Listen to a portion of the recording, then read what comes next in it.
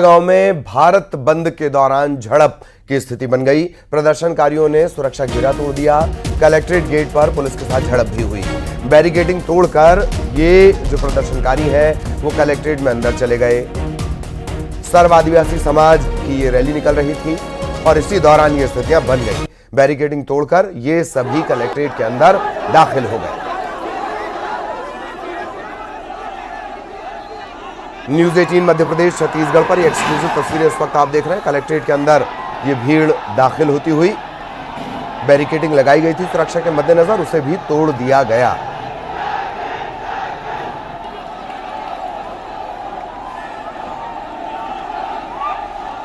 सर्व आदिवासी समाज ने ये रैली निकाली थी। गेट पर इन्हें रोकने की कोशिश की गई, लेकिन ये रैली कलेक्ट्रेट परिसर के अंदर दाखिल हो गई। भारत बंद को लेकर इसी तरह की स्थितियां अलग अलग जगहों पर बनी हैं। बिहार में सबसे ज्यादा बवाल की खबर है। छत्तीसगढ़ में मिला जुला असर, बस्तर में ज्यादा असर रहा। कोंडागांव में भी इसका असर देखने को मिला और प्रदर्शन के दौरान झड़प के हालात बन गए। पुलिस और प्रदर्शनकारी आपस में उलझ गए। सहयोगी विवेक हमारे साथ जुड़े हुए हैं। विवेक के पास आपको लिए चलेंगे। विवेक, झड़प के हालात बन गए, बैरिकेडिंग तोड़ दी गई, फिलहाल क्या कुछ अपडेट इस मामले में?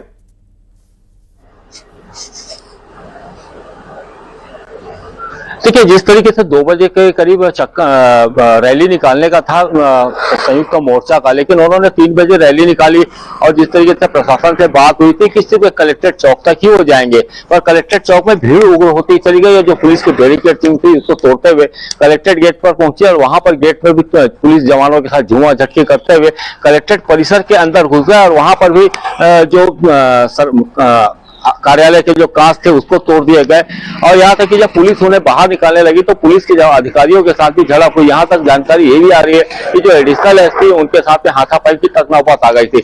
आखिरी में पूरे जो संयुक्त मोर्चा के युवा थे वहां पर धरने पर ही बैठ गए थे और बड़ी मुश्किल से पुलिस ने उन्हें समझाइश देकर वहां से परिसर से बाहर निकाला। जी, और फिलहाल की स्थिति की अगर बात कर ली जाए, क्या स्थितियां हैं? हालात पूरी तरह काबू में कहे जाएंगे विवेक?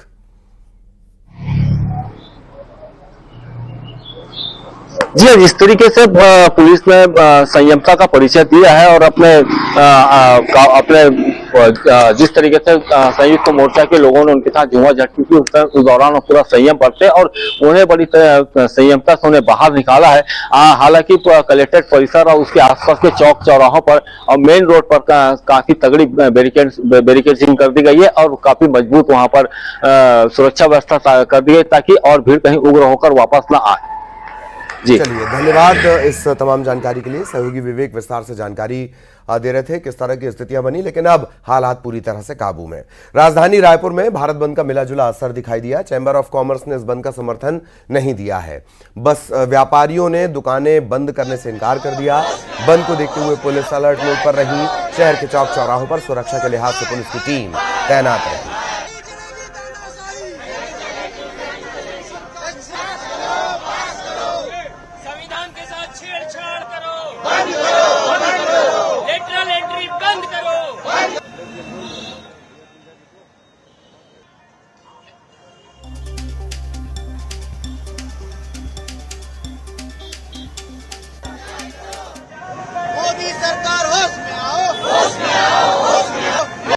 सुप्रीम कोर्ट की ओर से ST/SC श्रेणी के सब कैटेगरी को लेकर सुनाए गए फैसले के विरोध में आज भारत बंद का आह्वान किया गया है, लेकिन राजधानी रायपुर में भारत बंद को लेकर मिला जुला असर जो है वो देखने को मिल रहा है, क्योंकि चैंबर ऑफ कॉमर्स ने भारत बंद के को समर्थन नहीं दिया है। तो ऐसे में कुछ व्यापारियों ने दुकानें भी बंद करने से इनकार कर दिया है, तो कुछ दुकानें यहाँ पर बंद है। इसके साथ ही कुछ मार्केट्स भी राजधानी रायपुर में ओपन जो है वो नजर आ रहे हैं। इसके अलावा समाज से जुड़े लोगों के द्वारा बाइक के माध्यम से शहर के चौक चौराहों पर दुकानें जो हैं वो बंद कराई जा रही है। वहीं सुरक्षा के लिहाज से बड़ी संख्या में शहर के चौक चौराहों पर पुलिस की टीम भी तैनात है और पुलिस भी जो है अलर्ट मोड पर आ गई, क्योंकि अगर किसी भी शहर के चौक चौराहों पर जबरदस्ती दुकानें बंद करते हुए पाया जाएगा ताकि तब पुलिस की जो टीम है वो तुरंत कार्रवाई करेगी। इसके अलावा पूरे शहर में 500 से ज्यादा पुलिस की टीम जो है वो तैनात है। फिलहाल राजधानी रायपुर में भारत बंद का मिला जुला असर जो है वो देखने को मिल रहा है और पूरी तरह से अभी दुकानें जो है वो बंद नहीं हुई है। कैमरा पर्सन मनीष गीते के साथ कनु वर्मा, न्यूज़ 18 छत्तीसगढ़,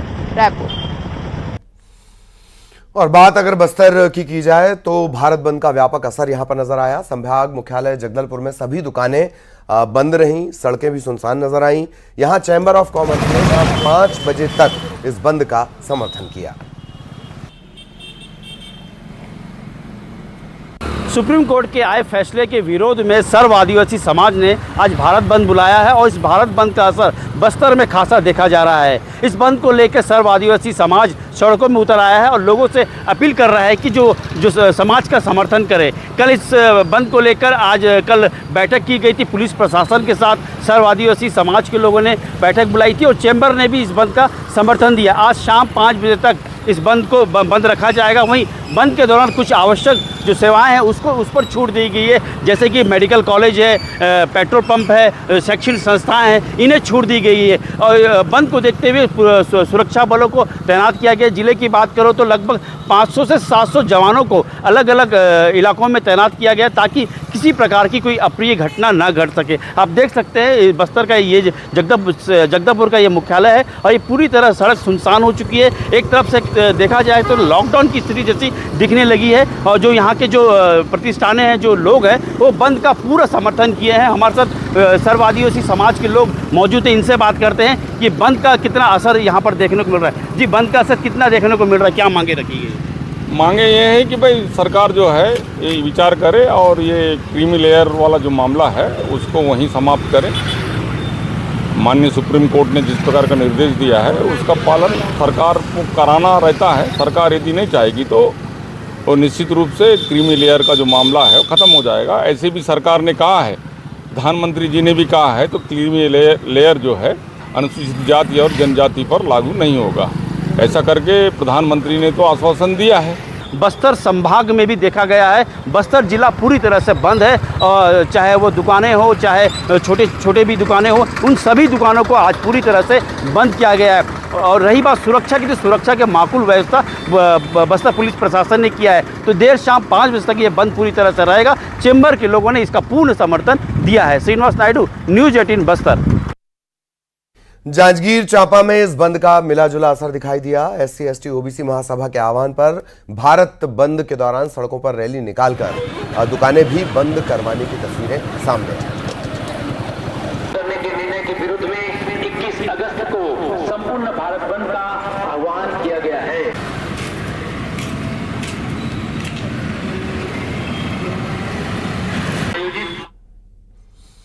अनुसूचित जाति जनजाति आरक्षण और क्रीमी लेयर को लेकर सुप्रीम कोर्ट के फैसले के खिलाफ कई दलित और आदिवासी संगठनों ने भारत बंद बुलाया। छत्तीसगढ़ में मिला जुला असर, रायपुर से लेकर कांकेर, दंतेवाड़ा, बस्तर, हर जगह इस बंद का अलग अलग असर रहा। ये अलग अलग तस्वीरें आप देख रहे हैं, रायपुर का वर्धा, दंतेवाड़ा, कांकेर, बस्तर और मुंगेली की।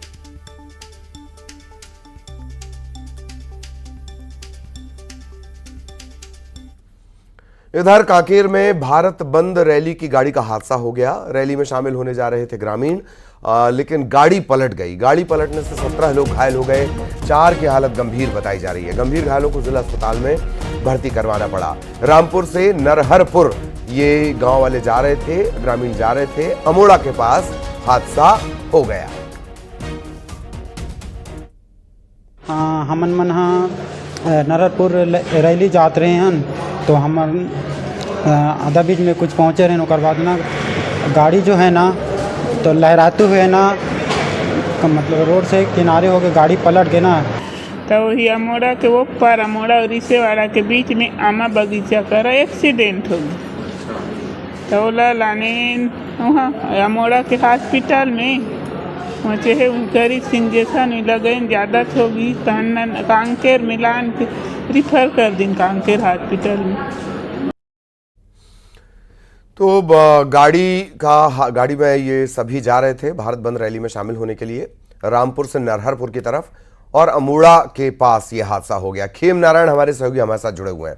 खेम नारायण, पूरी जानकारी विस्तार से।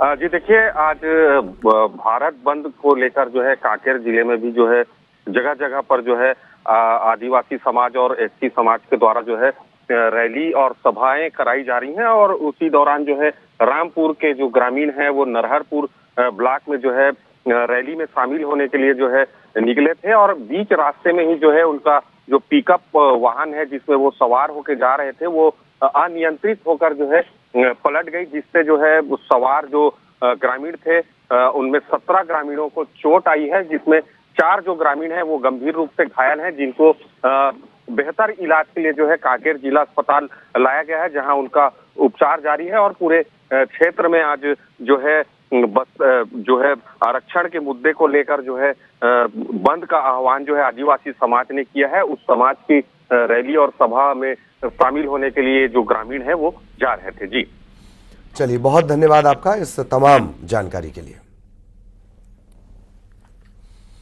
इधर केंद्रीय गृह मंत्री अमित शाह के दौरे को लेकर सीएम हाउस में एक महत्वपूर्ण बैठक हुई। पुलिस अधिकारियों ने सीएम के सामने बाकायदा एक प्रेजेंटेशन भी दिया है। केंद्रीय गृह मंत्री अमित शाह के सामने तमाम जो मसले हैं, अलग अलग मामले हैं, वो रखे जाएंगे। अमित शाह के दौरे की तैयारियों को लेकर भी चर्चा हुई है। 23 अगस्त को छत्तीसगढ़ के दौरे पर आ रहे हैं अमित शाह।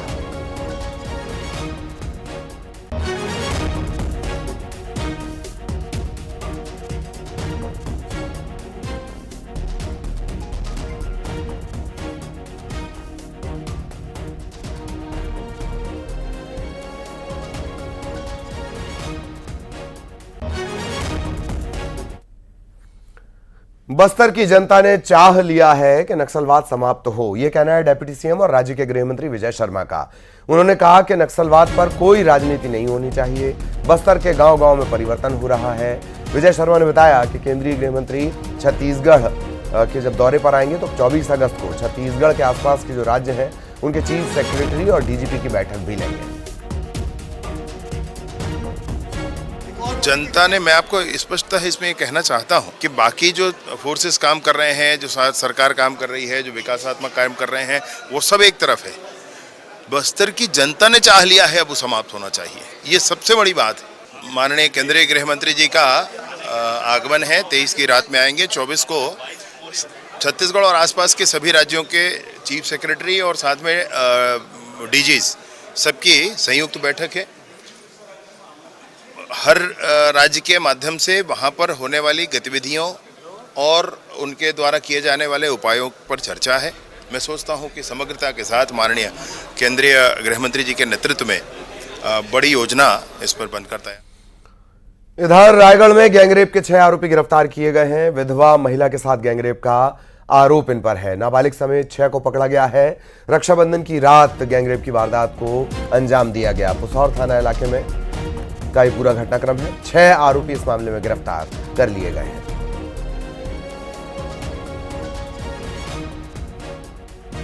में थाना आके रिपोर्ट करवाई कि उसके साथ 19 को शाम को करीब 7-8 बजे के आसपास कुछ लड़कों ने अनैतिक संबंध बनाए हैं।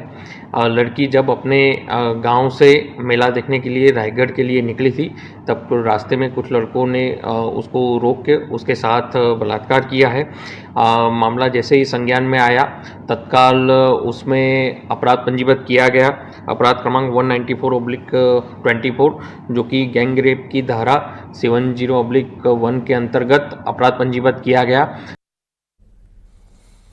इधर अंबिकापुर में गोली मारकर युवक का मर्डर कर दिया गया। 3 गोलियां इसे मारी गई हैं और कार का शीशा तोड़कर शव को बाहर निकालना पड़ा। अब सीसीटीवी फुटेज के आधार पर एक युवक को हिरासत में लिया गया। पूछताछ इससे की जा रही है। इसके पास से करीब 50,000 रुपए मिले हैं। 2 साल पहले मारे गए युवक की दुकान में ये आरोपी काम किया करता था।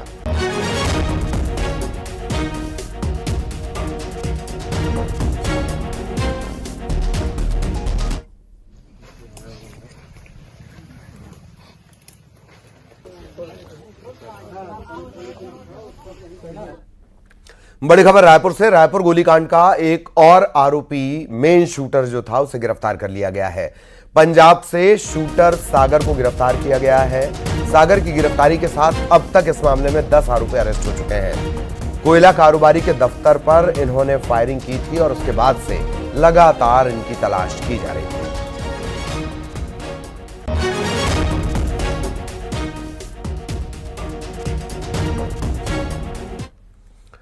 खबर दुर्ग से युवक की हत्या करने वाले 8 आरोपी गिरफ्तार किए गए हैं। इसमें 3 नाबालिग भी हैं। चाकू से गोद कर इन्होंने युवक की हत्या की थी। शिक्षक नगर में 18 अगस्त को ये वारदात हुई थी। पुलिस का दावा यह है कि उसने 24 घंटे में मामले को सुलझा लिया है।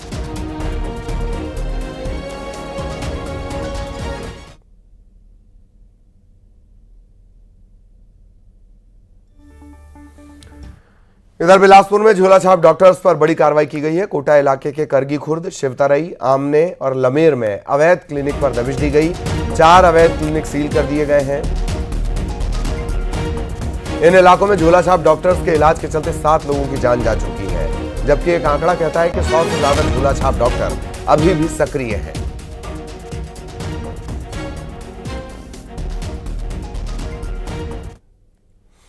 रायपुर में नगर निगम का बुलडोजर एक्शन हुआ। अवैध कब्जे पर बुलडोजर चलाकर, जेसीबी चलाकर उसे हटाया गया है। कटोरा तालाब के पास अवैध कब्जा करके रखा गया था और इसे हटा दिया गया है।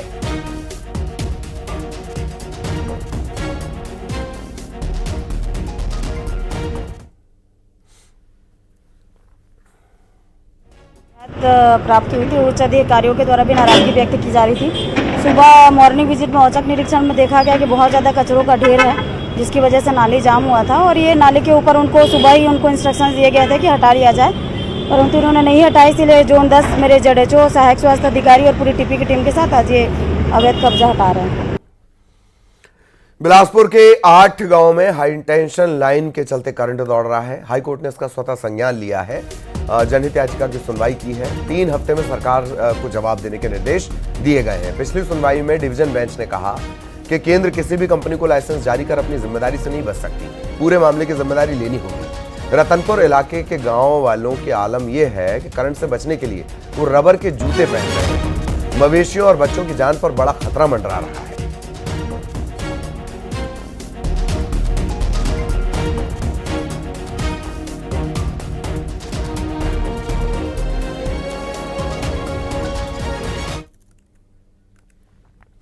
खबर बालोद से, जहां स्कूल की छत का प्लास्टर गिरने से 5 स्कूली बच्चे घायल हो गए।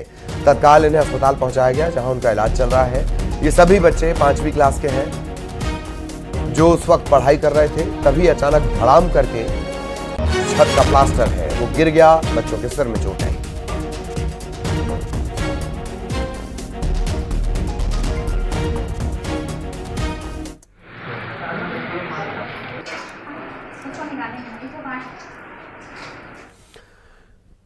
बालोद में एक शराबी शिक्षक का वीडियो वायरल हो रहा है। अब तक जो जानकारी मिली उसके मुताबिक 15 अगस्त का यह वीडियो बताया जा रहा है। अभिभावकों ने बाकायदा इस वीडियो के साथ कलेक्टर से शिकायत की है और इस टीचर को हटाने की मांग की गई है। बालोद का यह पूरा मामला है। दिल्ली के बाद है ना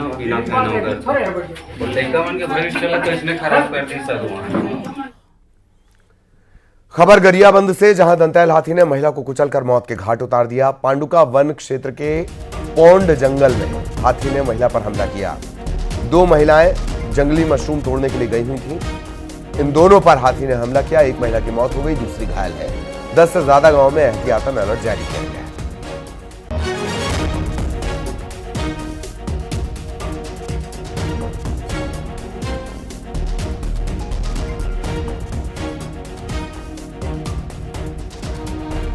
रायगढ़ के खरसिया के डार आम गांव में हाथियों का दल पहुंच गया है। गन्ने और धान की फसलों और घरों को हाथियों के इस दल ने नुकसान पहुंचाया है। 8 हाथियों का यह दल है जो घूम रहा है। गांव के पास भी इन्हें देखा गया।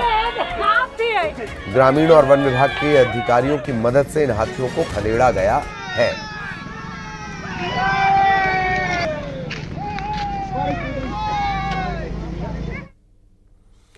खबर रायपुर से, जहां डिप्टी सीएम ने जन समस्या शिविर की जानकारी दी है। डिप्टी सीएम अरुण साहब ने जानकारी दी कि शिविर में 1,30,000 आवेदन आए। 48,000 आवेदनों का मौके पर निराकरण कर दिया गया। 5 सालों में नगरीय निकायों की दुर्दशा हो गई है। हर महीने बन रहे 5,000 पीएम आवास लोगों की सुविधाओं को ध्यान में रखते हुए बनाए जा रहे हैं।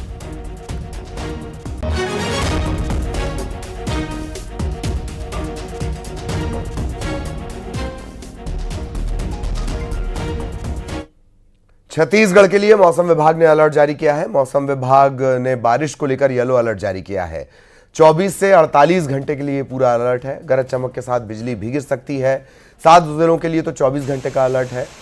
वो जिले जान लीजिए। इसमें कोरिया है, सूरजपुर है, बलरामपुर है, महेंद्रगढ़ है, चिरमिरी है, भरतपुर, गौरेला, पेंड्रा, मरवाही, इनके लिए अलर्ट जारी किया गया है। जबकि बलरामपुर एक ऐसा जिला है जिसके लिए 48 घंटे का येलो अलर्ट जारी किया गया है।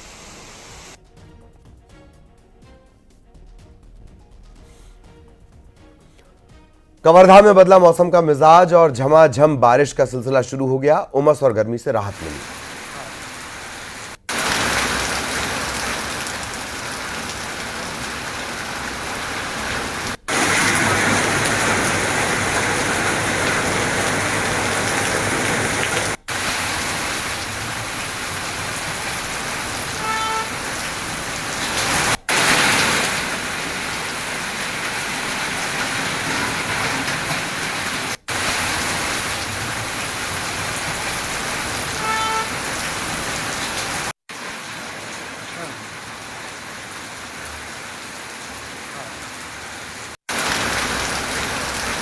और अब टॉप 20।